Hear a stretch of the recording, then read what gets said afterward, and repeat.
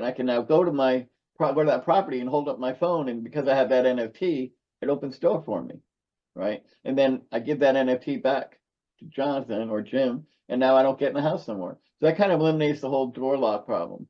I mean, I think these are some Wow. of the use cases, right? That's a pretty good use case.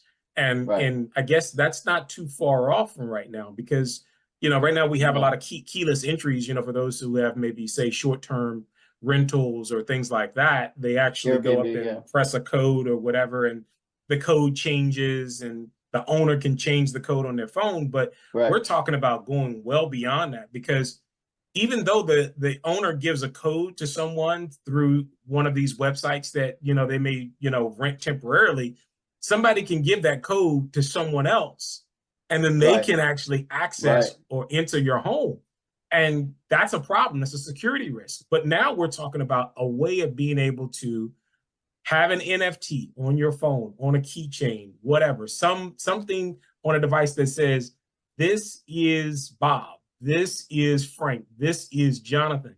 And by presenting that, it knows that it is you entering that particular home or that particular place. Exactly.